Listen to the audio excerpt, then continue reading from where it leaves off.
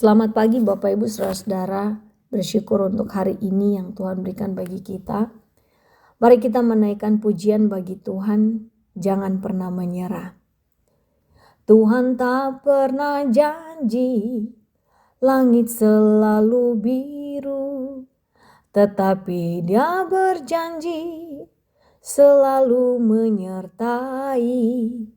Tuhan tak pernah janji, jalan selalu rata, tetapi Dia berjanji berikan kekuatan.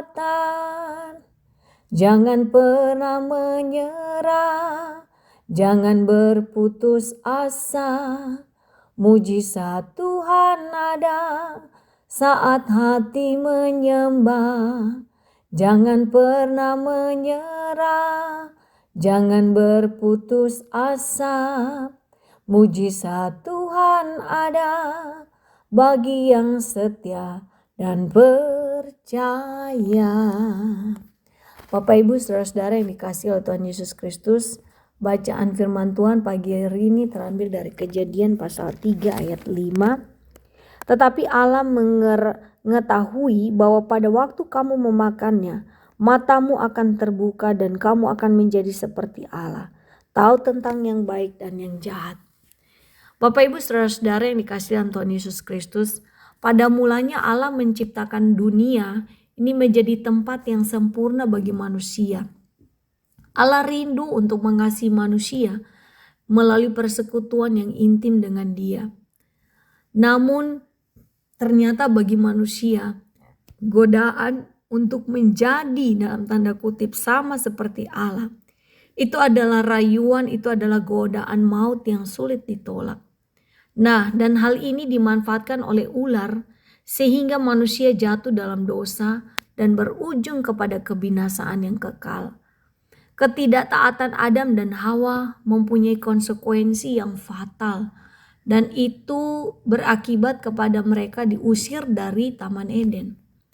Saudaraku, dosa begitu merusak setiap bagian hidup manusia tanpa kita sadari. Ketika dosa itu terus berlanjut dari generasi ke generasi, kemampuan manusia untuk bisa saling mengasihi itu memburuk. Bahkan digantikan dengan hawa nafsu, kesombongan, keserakahan. Dan apa konsekuensinya? Bahwa Allah mengutuk manusia sebagai penghakimannya karena dosa. Dan melalui dosa justru manusia terpisah dari Allah. Sehingga manusia mulai mengenal yang namanya rasa malu dan takut. Di dalam keadaan manusia yang demikian, Allah tidak membiarkan Adam dan Hawa untuk telanjang. Allah berinisiatif menutupi rasa malu dan takut yang diakibatkan oleh ketelanjangan mereka melalui pengorbanan seekor binatang.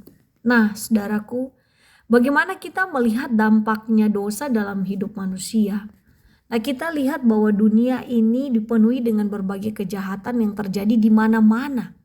Baik itu melalui hal kecil dan hal besar. Mulai dari pencurian di kantor misalkan, sampai penyebaran virus secara massal yang beberapa waktu kita alami, bahkan mungkin sampai hari ini. Nah, Alkitab menjelaskan kepada saya dan saudara-saudara bahwa kejahatan itu diawali dengan penolakan untuk mengasihi Allah terlebih dahulu. Manusia cenderung lebih mempercayai perkataan iblis daripada mempercayai perkataan Tuhan di dalam firman-Nya. Sehingga manusia terpisah dari Allah, di mana Allah adalah sumber dari segala kebaikan, keadilan, dan kasih. Dan kisah kejatuhan manusia ini membuat saya dan saudara-saudara mengerti bahwa kenapa kita ini hidup di tengah-tengah dunia yang sudah rusak. Kita melihat bahwa semua penyimpangan, kejahatan itu muncul karena kita mencintai hal-hal lain daripada menaati Allah dengan penuh kasih. Contohnya dalam Alkitab adalah Kain. Bagaimana Kain membiarkan dirinya dikontrol oleh amarah, sehingga dia kehilangan kemampuan untuk menaati Allah dengan kasih. Dan Allah berkata, bahkan mengingatkan dia dalam Kejadian 4 ayat 7. Dosa sudah mengintip di depan pintu. Ia sangat menggoda engkau, tapi engkau harus berkuasa atasnya. Nah, mari saya ajak Bapak Ibu Saudara-saudara kita merefleksikan bagian firman Tuhan ini. Keinginan apa yang paling mengendalikan saudara? Keinginan ini mungkin bisa hal yang baik, tetapi ketika keinginan yang baik itu menggantikan kasih saudara kepada Tuhan, maka keinginan yang baik ini menyebabkan frustasi, kebingungan, bahkan bahaya yang lebih besar. Mari saya ajak Bapak Ibu Saudara merefleksikan hari ini. Mulailah hari ini dengan merenungkan apa yang paling diinginkan oleh hati saudara. Dan bagaimana hal itu bisa merugikan saudara dan orang-orang di sekitar saudara. Mari kita berdoa. Ya Allah, kami mengakui kelemahan kami yang tidak mampu melakukan semua kebaikan menurut kekuatan kami sendiri. Oleh sebab itu kami mohon kepada belas kasih-Mu, kuatkan kami supaya kami teguh di dalam menghadapi godaan untuk melawan keinginan daging dan keinginan hati kami yang begitu mengendalikan kami.